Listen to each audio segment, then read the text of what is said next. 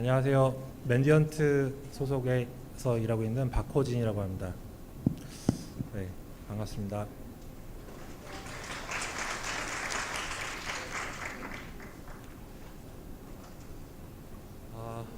사실 점심 이제 막 드시고 막 졸리실 시간인데 제 목소리가 그렇게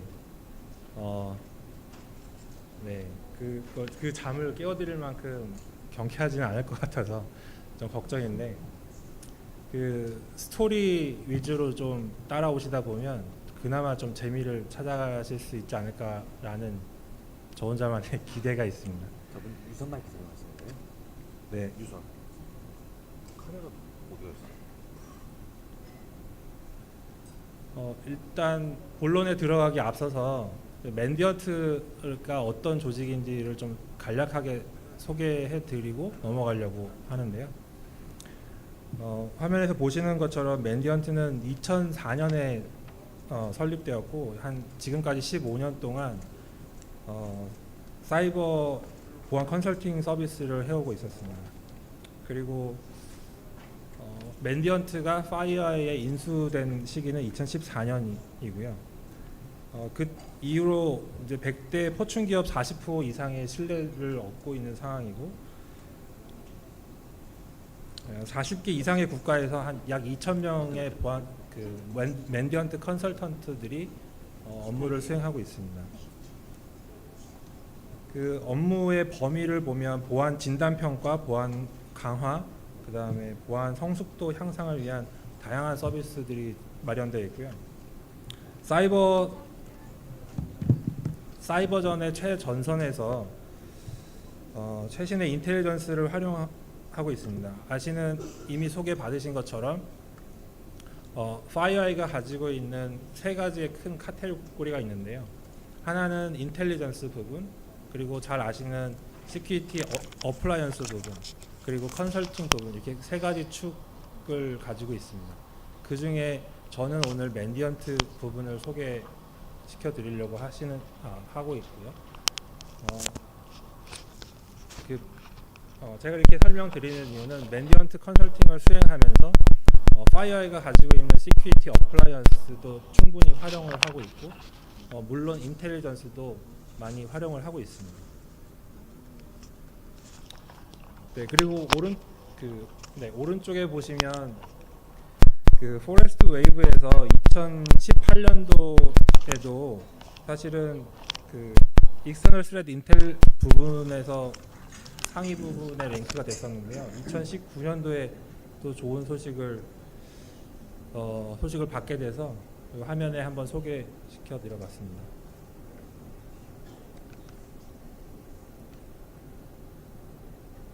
네, 제 발표는 크게 세 가지 섹션이 있는데 처음에 침해 사고에 관련된 부분에 대해서 간략하게 짚고 넘어가고요.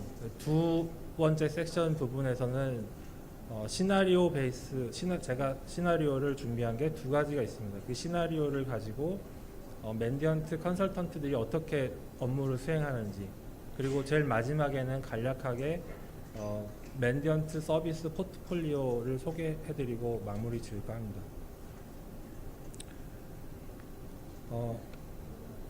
그리고 제가 선물을 세 가지를 준비를 했는데요.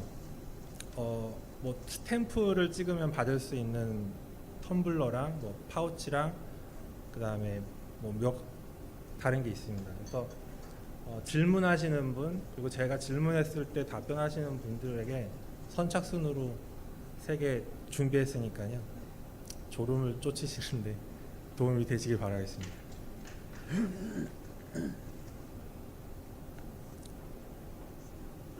네, 침해 사고 많이들 접하시고 이제는 더 이상 이제 놀라운 이야기가 아닐 정도로 처음 침해 사고가 발생했을 때는 개인 정보가 몇 건이 유출됐는지가 관건이었지만 이제는 더 이상 건수는 큰 이슈가 되지 않는다라는 저희 생각이 있습니다.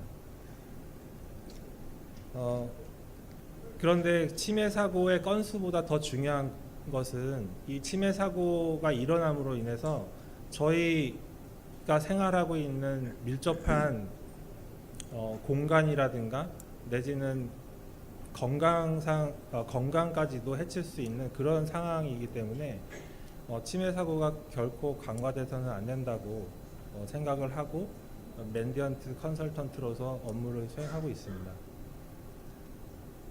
여기 보시는 많은 예들이 최근에 발생한 거지만 특히 이쪽에 보시는 TSMC 같은 반도체 회사인데요. 이 반도체 회사 같은 경우에는 워너커라이가 감염이 돼서 하루 동안 공장 라인이 멈췄고요. 손해는 약 3천억 정도가 발생했다고 합니다. 그리고 가운데 보시는 이 죄송합니다.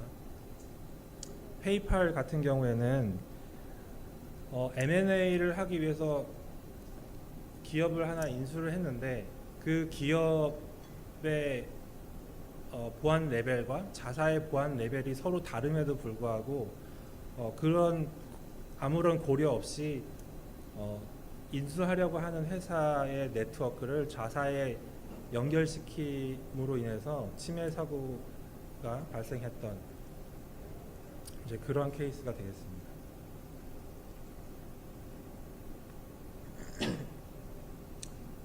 네. 지금 보시는 이 화면에서는 사이버 어택 라이프 사이클을 소개해 드리려고 하는데요. 조금 관심이 있으신 분이시라면 너무 많이 들었던 그런 이야기, 진부한 이야기일 수 있는데 제가 굳이 이렇게 다시 끌고 온 이유는 뒤에 뒷부분에서 설명드릴 시나리오를 이해하실 때 도움이 될 것 같아서 잠깐 소개해 드리려고 합니다. 네, 여기 보시는 것처럼 공격의 침해 사고를 공격이라고 제가 간략하게 말을 하자면 이제 모든 공격은 초기 정찰로부터 시작이 됩니다. 어떤 회사나 어떤 사이트를 목표로 정해놓고 그 회사의 정보를 수집을 하게 되는데 제가 업무를 수행하면서 들었던 가장 효과적인 그 초기 정찰 부분은 링크드인이라고 들었습니다. 그곳에는 회사의 많은 정보들이 이미 공개가 되어 있기 때문에 링크드인을 많이 활용한다고 들었습니다.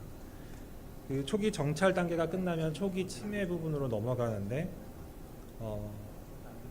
이제 내부 인트라넷으로 들어가기 위해서 피싱 이메일을 보내는 수법이 가장 많이 활용이 되고 있고 이미 많은 리포트에서 초기 침해 부분의 약 90%가 이메일이다라고 하는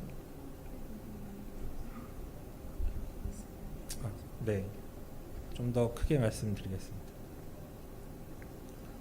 네, 초기 침해 부분에서 피싱 이메일을 많이 사용하고 있습니다. 그 다음 거점 확보 부분은 많이들 아시고 있는 백도어가 이 부분에 해당이 될 것 같고요.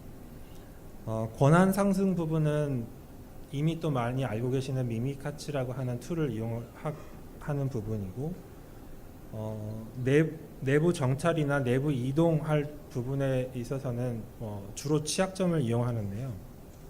물론 많이 알려져 있는 시스템 어드민 툴도 활용하기도 합니다. PSEXEC라든가 그런 툴들을 많이 이용하고 있고 최근 동향을 보면 공격자들이 내부에 침입한 이후에 자기가 사용하는 어떤 개발한 툴들을 가지고 와서 사용을 하는 게 아니라 이미 관리자들이 사용하고 있는 그런 툴들을 이용해서 여기서 보시는 권한 상승, 내부 정찰, 그다음 내부 이동, 연결 유지 이 부분에서 많은 활용을 하고 있습니다. 이런 어떤 현상을 가지고 또 off the live 어택이라고 하는 부분 용어를 사용을 하는 그런 용어도 만들어지기도 하는데요.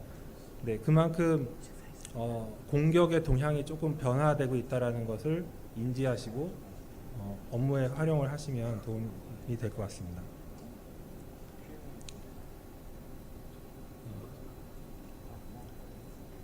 네, 지금 여기서 소개시켜드릴 부분은 이제 듀얼 타임인데요. 듀얼 타임이라고 하는 것은 네, 초기 침해, 그러니까 외부의 침입으로부터 얼마 동안 내부 인터넷에 거주하고 있었던 기간을 듀얼 타임으로 수치화하고 나중에 간략하게 언급해 드릴 텐데요. 시큐리티 머처리티 커브라고 하는 그런 어떤 상승 곡선이 있습니다. 자기의 현재 보안 상태가 어느 수준이고 그 다음 단계로 나아가려면 어떤 방향을 바라보고 나아가야 되는지를 안내해주는 그런 커브인데요. 그 커브를 가지고 어떤 정책이나 어떤 시큐리티 어플라이언스를 구매하실 때 현재 상황을 명확하게 해야 되는 부분이 있는데요. 자기의 어떤 현재 상황을 명확하기 위해서 이 듀얼 타임을 많이들 사용을 하고 계십니다. 뭐 이박 듀얼 타임 이외에도 사용할 수 있는 부분은 탐지 시간이라든가 대응 시간 이렇게 수치화할 수 있는 것들을 이용을 하시면 네, 내부적으로 내부적으로 동의를 얻어서 어떤 수치를 가지고 이용을 하시면 앞으로 나아가실 방향을 잡으시는데 많은 도움을 받으실 수 있을 것 같습니다. 네, 특히 맨디언트는 매년 M트렌드라고 하는 보고서를 발간을 하고 있는데 이 M트렌드에 따르면 이 듀얼 타임이 최초 416일에서 최근 발표한 보고서에는 78일까지 크게 감소했습니다. 근데 이것도 크게 기뻐할 만한 일이지만 이 값은 글로벌 전체의 값이고요. APEC에서 다뤄지는 듀얼 타임은 지금 현재 204일, 그러니까 2016년도의 전체 듀얼 타임하고 맞먹는 숫자입니다. 그래서 APEC에 있는 우리 한국도 어떤 대응력을 높이는데 더 분발을 해야 되지 않을까라고 생각을 해봤습니다. 네, 다음 간략히 소개시켜드릴 부분은 맨디언트 IR 프로세스입니다. IR이라고 하면 침해 사고 대응 절차인데요. 이런 절차도 사실 크게 특이한 점은 없습니다. 기존의 키사와 같은 정부 기관에서 발표한 IR 프로세스도 이와 흡사하고요. 그다음에 외국 니스트와 같은 표준 기관에서 발표한 프로세스도 이와 유사합니다. 다만 이제 맨디언트는 침해 사고 대응 프로세스를 각 단계별로 전문성과 협업이 가능할 수 있게끔 많은 시스템과 노하우들을 가지고 있는데 그런 면에서 우수하다고 생각이 들었습니다. 한 예로 맨디언트는 앞서 소개시켜드린 것처럼 전 세계에 흩어져 있는 맨디언트 컨설턴트들이 업무를 수행하고 있는데 그 업무 수행하는 과정에서 발견된 어떤 침해 지표들, 저희가 말하는 IOC들이 이런 과정에 충분히 활용되고 있기 때문에 이런 프로세스도 중요하지만 그 프로세스를 자동화하고 협업하고 할 수 있는 그런 어떤 프레임을 갖추고 있다라고 말씀드리고 넘어가도록 하겠습니다. 네. 앞서 말씀드렸던 것처럼 침해 사고 시나리오를 좀 살펴볼 텐데요. 크게 두 가지입니다. 첫 번째 케이스는 어떤 단서를 가지고 침해 사고 대응을 시작하는 그런 케이스가 되겠고요. 두 번째 시나리오는 단서가 많이 부족한 상황, 예를 들면 해커나 아니면 외부의 어떤 기관이나 윤리적인 해커에 의해서 어떤 침해 사실을 인지했을 때 시작하는 케이스, 이렇게 두 가지로 살펴보고자 합니다. 네.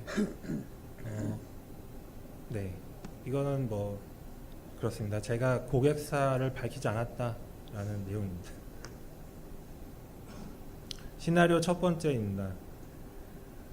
어떤 한 기관에서 스레트 헌팅을 지속적으로 해오고 있었는데 공격자로 유추되는 계정이 바이러스 토탈에 자사의 정보가 포함된 미미캐치 덤프 파일을 업로드했습니다. 미미캐치 덤프 파일이라고 하면 이 화면 캡처에서 보시는 것처럼 일반 텍스트로 되어 있고요. 많은 정보들이 들어가 있습니다. 근데 여기 이 화면 캡처에는 담진 못했지만 사용자의 계정명, 그 비밀번호의 플레인 텍스트, 그다음에 도메인명, 회사를 인지할 수 있는 도메인명, 이런 정보들이 많이 들어가 있습니다. 이런 상황에서 보안 담당자들이 어떤 고민을 할까 생각을 해보면 공격자가 아직 우리 회사에 거주하고 있을까? 나와 같이 인터넷을 쓰고 있는 건 아닌가? 피해 범위가 얼마나 되는가? 또는 데이터를 외부로 가지고 갈 수 있는 상황인가? 그리고 혹시 우리 회사가 정부에 신고를 해야 되는 건 아닌가? 그리고 침입해 있다면 어떻게 제거하고 재발을 방지할 수 있을까? 이런 고민들을 할 것 같습니다.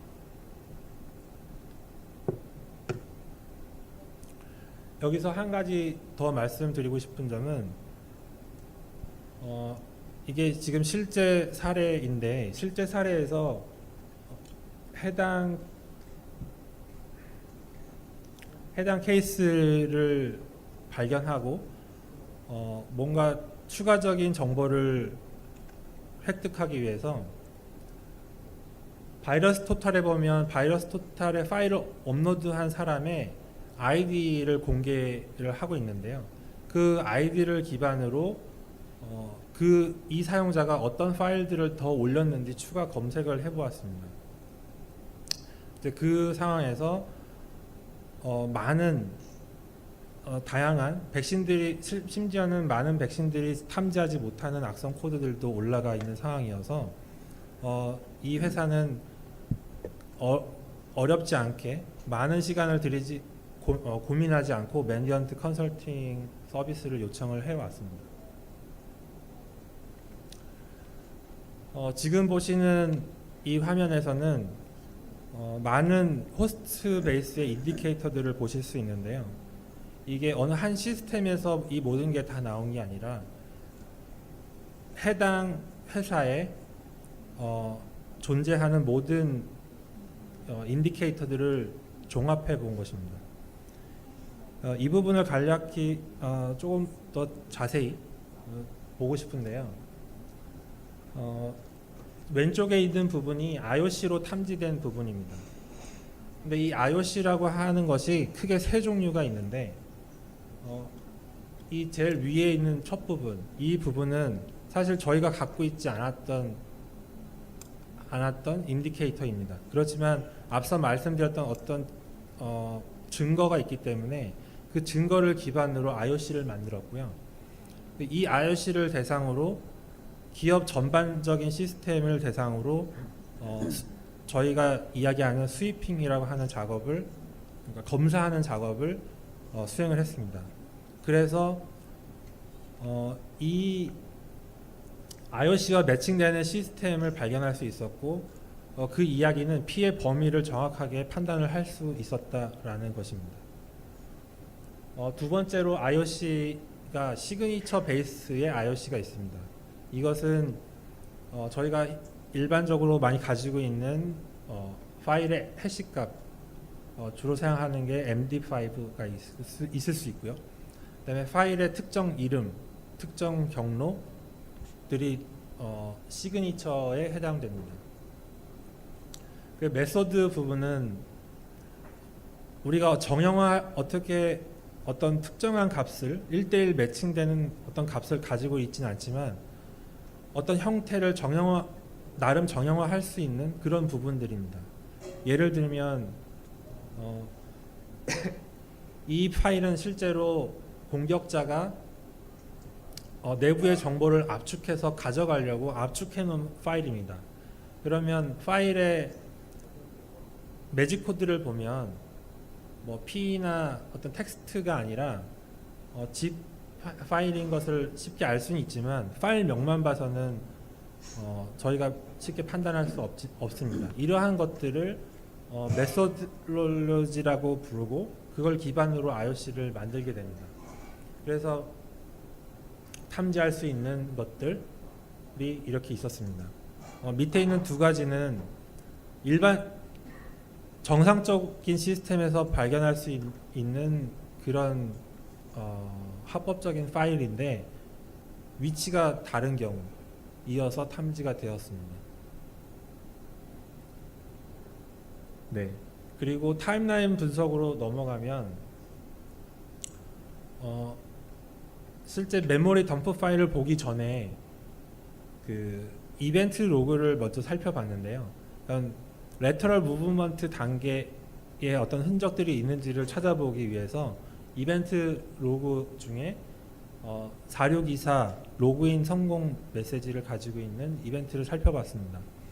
물론 여기서 많은 정보를 얻었지만 여기서 말씀드리고 싶은 것은 이 이벤트 바로 전에 메모리 덤프라는 파일이 생성된 것을 인지를 하고 실제 윈디비지라고 하는 덤프 파일 분석 도구로 열어보았더니 이런 내용이 있었습니다.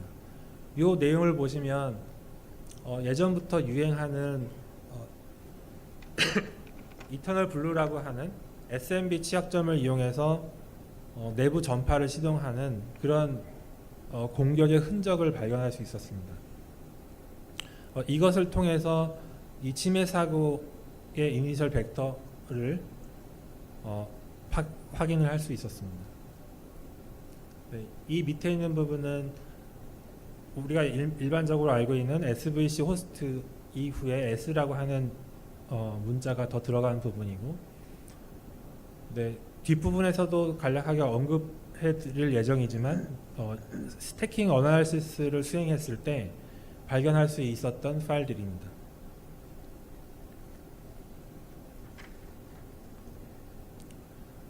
네, 앞서 설명드렸던 IOC 그 다음에 뭐 타임라인 분석 이런 것들을 또 간략하게 터치하고 넘어가려고 하는데요.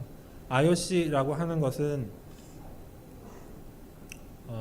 네, 이런 도구들로 제작을 하실 수 있습니다. 이게 오픈 IOC 툴이라서 누구나 다운로드 받아서 사용하실 수 있고요. 기사에 보시면 어떤 악성 코드를 글로서 설명한 부분이 있습니다. 그런 부분은 앞서 말씀드렸던 IOC 메소돌로지에 해당이 될 거고요. 최근에는 그런 리포트들에 시그니처들을 많이 포함을 합니다. 그러면 그 시그니처들을 이용해서 IOC 시그니처를 만드실 수 있습니다. 그리고 그 각 사에 내지는 지금 업무하시고 있는 환경에서 특이한 현상을 발견했다라고 하면 IOC 커스텀 파일을 또 별도로 만드실 수 있으십니다. 이런 툴들이 제공되어 있지만 맨디언트에서는 이미 많은 IOC를 보유하고 있고, 앞서 말씀드린 것처럼 이 IOC도 라이프 사이클을 가지고 있습니다. 그래서 침해 사고의 어떤 빈도수를 보고 빈도가 떨어지는 경우에는 그 중요도를 좀 중요도별로 카테고리화해서 실제 라이트하게 스위핑을 해야 되는 경우에는 중요도 높은 IOC만을 사용한다든가 하는 방법을 활용을 하고 있습니다. 네, 메소돌로지는 이런 앞서 말씀드렸던 부분, 시그니처 이런 부분이 있습니다. 네, 그리고 인텔리전스도 간략히 말씀드리면 제가 말씀드렸던 인텔리전스 아이사이트에서 맨디언트들한테 많은 정보를 줌과 동시에 그것들을 바로 IOC화해서 맨디언트 컨설턴트들이 충분히 활용을 하고 있습니다. 네, 타임라인 분석은 이미 오래전부터 사용해오던 분석 기법이라 특이할 것은 없다고는 판단이 되지만 지금 보시는 화면에서는 맨디언트에서 공개하고 있는 레드라인이라고 하는 도구입니다. 이 도구를 이용해서 특정 시스템의 증거를 수집하고 그 수집된 여러 아티팩트들을 가지고 타임라인 분석을 하실 수 있습니다. 물론 맨디언트에서는 이런 단일 솔루션 이외에 대량의 시스템에 대해서 분석이 가능한 아이리스라고 하는 도구를 이용해서 컨설팅을 수행하고 있습니다. 그 다음 부분은 엔터프라이즈 서치라는 부분인데 이 보시는 화면은 HX라고 하는 FireEye의 엔드포인트 시큐리티 제품입니다. 근데 이 부분은 뒤에서 간략히 설명드리겠지만 맨디언트가 컨설팅을 수행할 때 시야 확보를 위해서 특히 엔드포인트 시야 확보를 확보하기 위해서 이용하는 그런 도구가 되겠습니다. 네. 그리고 미미캐치는 아시는 것처럼 윈도우의 계정의 크리덴셜을 획득할 수 있는 도구인데요. 여기서 소개시켜드리고 싶은 부분은 실제 윈도우 8.1 그리고 윈도우 서버 2012 R2 이후로는 비밀번호가 평문의 비밀번호가 메모리에 캐싱되지 않도록 하는 W 다이제스트라고 하는 게 비활성화되어 있습니다. 그렇지만 공격자들은 이 툴을 대체할 만한 것을 찾지 못했기 때문에 이 툴을 계속 사용을 하고 있고 이 툴을 사용하기 위해서는 저 키 값을 변조를 해야 됩니다. 기본적으로는 저 키 값이 존재를 하지는 않고요. add하는 방식으로 설정을 enable 하게 됩니다. 그러면 이 사실은 뭐냐면 맨디언트 컨설턴트들은 컨설팅을 수행할 때 저 값이 있는지 보게 되고 만약에 존재한다라고 하면 침해 사고 대응의 이니셜 벡터를 사용해서 해당 시스템의 증거 자료를 수집하는 것을 시작하게 됩니다. 그 다음 소개시켜드릴 부분은 스티키 키인데요. 아까 보셨던 화면에서 잠깐 보여주셨겠지만 제가 별도로 언급은 드리지 않았습니다. 이 스티키 키는 장애우들을 위해서 MS가 제공하고 있는 일종의 숨겨진 기능인데요. Shift 키를 연속으로 5번 눌렀을 때 실행하는 프로그램입니다. 이 사실을 알고 공격자들은 이 스티키 키 프로그램을 자신이 원하는 프로그램으로 대체를 하게 됩니다.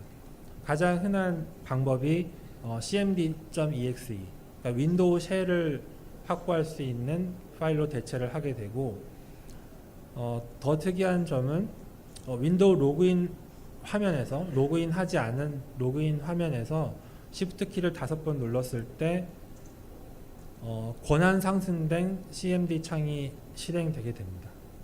이것을 이용해서 많은 것을 할 수 있겠죠. 여기서 사실 질문이 하나 있는데요.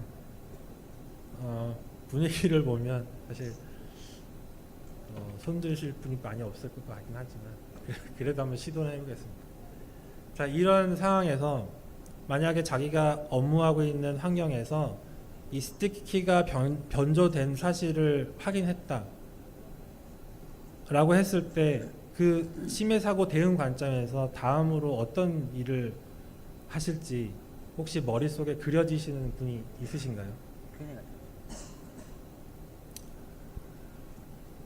대답은 안 하셔도 되고요. 손만 드시면 그려진다라고 손만 드시면 제가 선물 드리겠습니다. 손 드신 것 같은데 제가 이따 하나 챙겨드리겠습니다. 네. 사실 이 스티키 키를 사용하는 해킹 그룹이 몇 가지가 있습니다. 몇 개가 있습니다. 제가 조사한 바에 의하면 APT 3번, 29번, 33번이 해당이 되는데요. 저희 같은 경우는 이미 그렇게 그룹핑 되어 있기 때문에 그 그룹들이 사용하고 있는 시그니처, 저희가 TTP라고 얘기하는 어떤 행동이라든가 도구들을 이미 알고 있습니다. 그래서 그걸 가지고 앞서 말씀드렸던 IOC를 만들어 놨는데요. 그 IOC를 대상으로 제가 담당하고 있는 서버나 뭐 호스트들을 대상으로 검사를 해볼 것 같습니다. 그러면 실제로 이 공격자가 얼마나 우리 회사 내부에 존재하고 있는지 피해 범위를 확인할 수 있게 됨으로써 이 사건의 어떤 심각성을 가지고 뭐 C 레벨 분들과 커뮤니케이션을 시작하실 수 있지 않을까라고 생각을 합니다. 네, 두 번째 시나리오는 이렇습니다. 관리자가 이메일을 받았는데요. 일주일 안으로 한국 돈으로 약 3,500만 원의 비트코인을 송금하지 않으면 너희 회사에 이미 설치되어 있는 랜섬웨어를 실행하겠다고 협박하는 메일입니다. 그래서 공격자는 자신의 어떤 능력을 과시 내지는 증명하기 위해서 해당 서버의 심 서버를 다운시켰습니다. 오른쪽에 보시는 이 화면이 실제 메시지인데요. 여기 링크는 카운트다운을 알리는 페이지고요. 여기 비트코인 주소입니다. 그러면 보안 관리자들은 이런 경우에 어떤 고민을 할까 한번 다시 생각해 보면, 돈을 줘야 되나? 돈 주고 나서 또 협박하면 어떡하지? 네, 뭐 이런 비슷한 생각을 하지 않을까 생각을 해보았습니다. 네, 그 첫 번째 단계로 앞서 말씀드렸던 시야 확보가 가장 중요한데요. 뭐 이미 사용하시고 계시던 어떤 시야 확보 툴을 이용하셔도 좋고요. 만약 그런 게 없으시다면 맨디언트 컨설턴트들이 사용하고 있는 도구들을 사용하시면 됩니다. 이 도구들은 실제 파이어아이에서 판매하고 있는 HX 내지는 NX가 주로 사용되게 됩니다. 네, 분석 기술은 앞서 보셨던 분석 기능들도 충분히 활용도 되지만 통계 기반의 분석 내지는 빅데이터의 로그 분석들도 같이 수행되게 됩니다.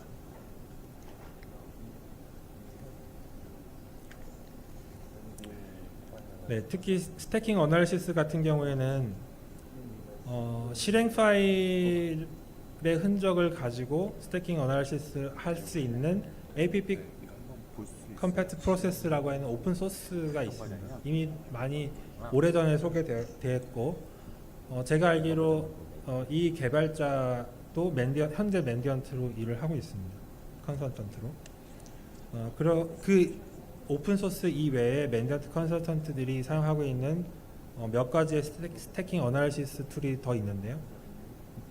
들어보시지는 못하셨겠지만 웹 서비스 기반 형태로 제공되고 있는 툴들, 그 다음에 스탠드얼론으로 제공되고 있는 툴들도 많이 활용을 하고 있습니다. 첫 번째 섹션에서 보고 계시는 이 파일 실행 이력 조사 이외에도 MBR을 변조하는 공격자들을 만났을 때는 이 MBR을 가지고 스태킹 애널리시스도 활용하고 있고 좋은 성과를 내고 있습니다. 네. 발표가 단상에 이 상태로 나올 거고요. 네. 이 부분도 마찬가지로 이제 실행 이력들을 가지고 이력의 증거 자료들을 가지고 어떻게 분석해 나가는지에 대한 큰 그림인데요. 심 캐시와 AM 캐시 이런 용어들이 있습니다. 근데 특히 이제 심 캐시라고 하는 부분은 실행 이력들을 레지스트리에 기록하기 전에 메모리 상에서만 기록을 하고 있는 그런 정보들인데 이런 정보들도 매니지먼트 컨설턴트들이 충분히 활용을 하고 있다라고 하는 내용입니다. 네, 그 다음은 비주얼라이제이션 부분인데 레터럴 무브먼트의 부분에 있어서 저희가 사고 조사를 하게 되면 일반적으로 윈도우 이벤트 로그를 많이 보게 됩니다. 실제로 뭐 앞서 말씀드렸던 자료 기사라든가 여기서 뭐 윈도우 2008에서 볼 수 있는 뭐 540번 이런 어떤 코드들을 가지고 들어왔는지 나갔는지 이렇게 텍스트 기반으로 분석을 먼저 수행을 하게 되는데 그러면 사실 큰 그림을 보는데 좀 제한적이거든요. 그래서 저희가 오픈 소스를 이용을 하면 이렇게 비주얼라이제이션 해서 뭔가 아웃 오브 데이터를 찾아내는데 도움을 많이 받으실 수 있습니다.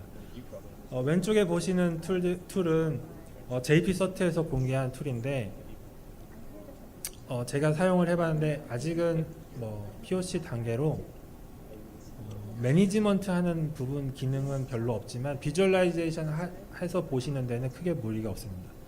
그리고 오른쪽에 보시는 부분은 베이글이라고 하는 툴인데 여기서 보시는 것처럼 윈도우 이벤트 로그도 인풋으로 받지만 파이어아이의 HX 트리아지라고 하는 데이터도 같이 받고 있습니다. 그래서 이런 툴들을 이용을 하시면 이런 그래프도 같이 보실 수가 있고 네. 뭔가 어브노멀한 데이터를 찾아냈는데 많은 도움을 받으실 수 있을 것 같습니다. 네, 그리고 이미 많이 온라인상에 공개된 툴인데요. 악성 코드 분석과 관점에서 많은 도구들이 담겨져 있는 플레어 VM이 있고요. 그다음에 오펜시브 시큐리티 하시는 분들이 기존의 리눅스 기반의 VM웨어를 많이 사용하셨다면 윈도우를 사용하고 싶을 때 사용할 수 있는 커맨더 VM이 있습니다. 이런 VM들이 가지고 있는 어떤 단일 솔루션들이 있는데 매니지먼트 컨설턴트들은 이런 솔루션의 기능들을 앞서 말씀드렸던 협업할 수 있고 대량의 시스템을 분석할 수 있는 인프라를 갖추고 있는 상황입니다. 네, 끝으로 매니지먼트가 가지고 있는 서비스들은 이렇습니다. 이렇게 많은 서비스 포트폴리오들을 가지고 있는데요. 제가 오늘 소개시켜 드린 부분은 실제로 IR 부분과 CA 부분이 해당되게 되겠습니다. 그래서 정리하자면 침해 사고와 관련된 어떤 고민을 가지고 계시다면 매니지먼트와 하루빨리 커뮤니케이션 하셔서 침해 사고가 더 커지기 전에 저희가 도움을 드릴 수 있는 영광을 주시면 좋을 것 같습니다. 파이어아이 홈페이지에서 신고할 수 있는 기능도 제공되고 있고요. 네, 직접 메일을 보내셔도 됩니다. 네, 이상으로 저한테 주어진 40분 기간 동안 제가 준비한 자료는 다 발표를 해드린 것 같습니다. 혹시 질문 있으신가요?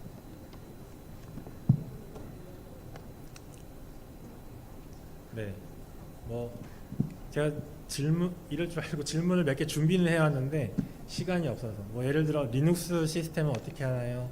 클라우드 환경은 어떻게 하나요? 혹시 궁금하시다면 제가 이 앞에서 소성이고 있겠습니다. 네, 감사합니다.